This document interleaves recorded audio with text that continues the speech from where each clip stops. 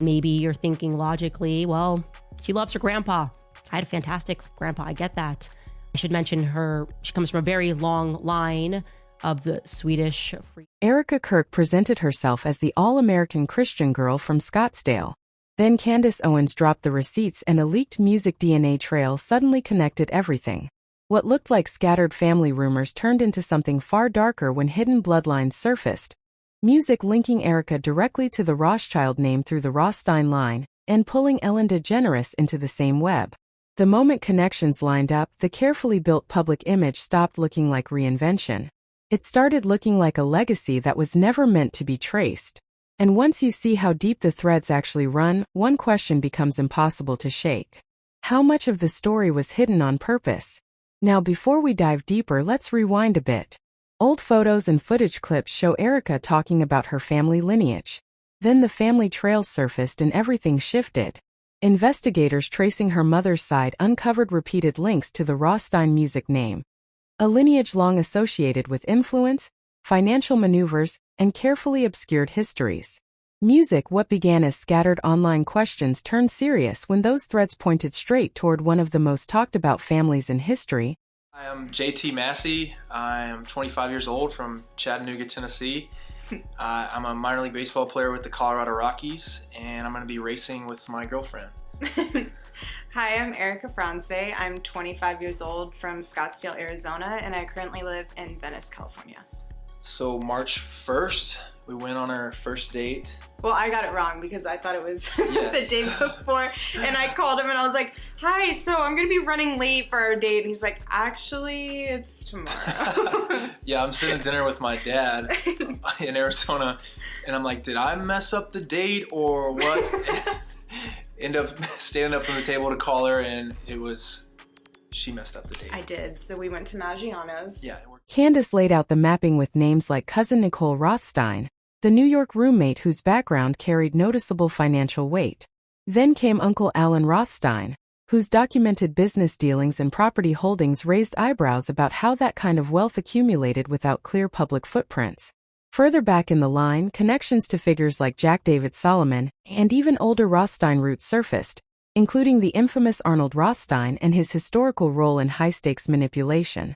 Then Candace goes further to show photos from Erika's high school, talks about her family, Kent Music, and stepfather Larry Quinta. Also, something she fails to mention is that even if you remove Kent, Erika was raised with her stepfather in her home, a man named Larry Quinta. Music, in her high school yearbook, actually, Kent is included, her father, biological father, in a collage, and so are his parents, her grandparents Carl and Elaine. So, we can reasonably assume that her father was in her life. We can also assume, and I find that now to be very strange, weird, that she would be looking for a job in politics at the exact same time that she apparently received her New York real estate license. Yeah. So, Music October 2018 is when they began dating in earnest. That Music is the very month that Erika receives her New York real estate license. She begins dating Charlie Kirk. I'm going to show you that. Here is her license, and I'm going to show you how you figure this out. This is a snapshot. You can see it says this real estate license is valid until October 24, 2020. In New York, your real estate license lasts for 2 years. It's kind of like a driver's license. You have to get that license renewed, and it's every 2 years. So, if it expired in October 24, 2020, that means that she received her real estate license, we can assume, on October 24, 2018. The DNA leak made the picture harder to dismiss. Once those markers aligned with known Rothschild family branches through the Rothstein variations, the story stopped looking like random ancestry. It started looking like a deliberate distance between Erika's public image Music and her actual origins. People started asking why so much of that side of the family Music stayed buried while the polished Scottsdale narrative took center stage. That question gained real weight when Ellen DeGeneres entered the frame, because if the bloodline ties hold, the shared behaviors and access points between Erika and Ellen become far less surprising. Both women move through elite circles that open doors most people never see. Ellen's name has circled Epstein-related conversations for years, with resurfaced ties to Diddy parties, controlled environments, and whispers of facilitation roles similar to others in those networks. Candace then recalls Erika's Romanian project, which allegedly had links with Cornel Buchel, who was later sued for moving young individuals. Well, she recently had a fall from grace because new information came to light about her being horrible to staff, horrible to contestants, and just not a nice person in general. Now, it's up to you what you want to believe, but this is just information that has come to light. There's a theory that all the elites in the world and everyone that's in the are related. Ellen DeGeneres has a very unusual family tree. So, it says that she is a distant relative of Jane Seymour, who became third wife of Henry VIII. She's also related to Amelia Earhart and a few other names there. She's also related to Kate Middleton. Romanian Angels Project in late 2012, early 2013 through to 2015. And obviously you have seen all the TikToks describing the scandal. And to explain that to you, just to kind of separate the myth from the facts of this, I'll tell you what the facts are. The facts are that Lori Franceva established the Everyday Heroes Foundation, which was supposed to help children in need. That was established in Arizona under Erika's mother's name, Lori Funesvi. What they decided to do, as charities do, is that they develop certain projects and certain missions. And what spun out from Lori's charity was the Romanian Angels Project. And they got this deal with the military. They worked with the military in Romania to help orphans, okay?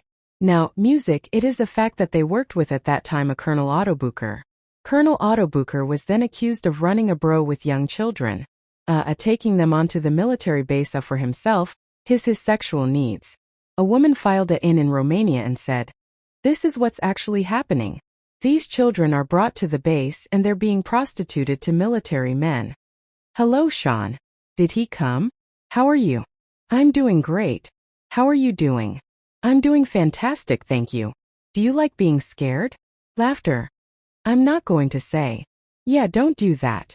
I know. Laughter. I'm not going to do it. I have to thank you because the last time you were here you turned me on to Twitter. I knew nothing about Twitter. And now it is so much fun. I'm playing so many games and I get to give things away and help people out and, to the people. You get to make sure that they know that you care about them. And it's also you get to hear how they feeling about certain situations. And you get the news quicker than the news gives it to you. Yeah. No, it's great. So, tell me about your birthday party. Am I invited? Yes, you're definitely invited. I invite you to all my parties. You just haven't seemed to show up to it. No, well, there is it on the East Coast. Yes. Well, that's why. Why don't you have one here on the West Coast? 'Cause I work all the time. Okay. Well, maybe I have one at your house. Where's now? What time would your party start, let's say? Like 9:30. Really that early? Yeah. I could make that.